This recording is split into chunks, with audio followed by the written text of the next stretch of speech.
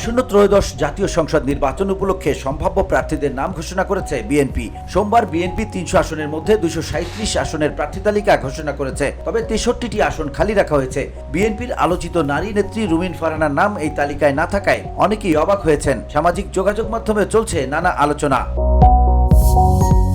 এ প্রসঙ্গে বিবিসি বাংলাকে তিনি জানান, 63টি আসনে এখনো মনোনয়ন ঘোষণা করা হয়নি গতকাল পর্যন্ত।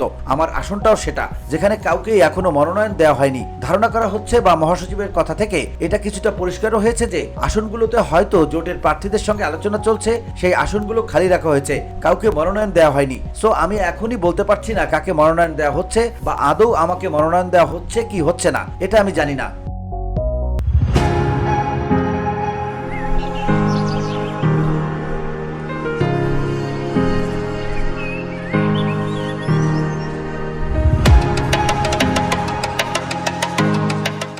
রুমিন বলেন, মানুষের আগ্রহের কারণ হচ্ছে আমি কাজ করেছি 17 বছর ধরে। আমি দলের জন্য কাজ করেছি, দেশের জন্য কাজ করেছি, ন্যায়ের পক্ষে কাজ করেছি, সত্যের পক্ষে কাজ করেছি। আগামী দিনগুলোতেও আমি তাই করব। তিনি বলেন, আমি বিশ্বাস করি দলের সার্বিক দিক বিবেচনায় এলে দল তার সিদ্ধান্ত নেয়, সেটা নিয়ে আমার আর কোনো বক্তব্য নেই। যারা নমিনেশন পেয়েছেন 237টি আসনে, তাদের প্রত্যেককে আমার আন্তরিক অভিনন্দন। আর আমার রাজনীতি তো আমার রাজনীতি, সেটা আমি আমার মতো করে করব।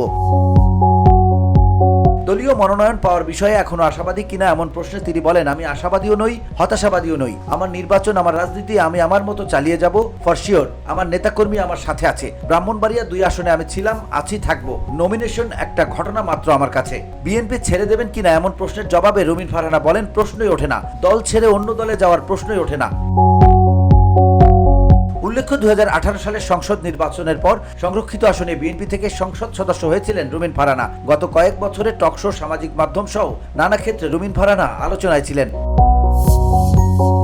VOD Bangla news desk.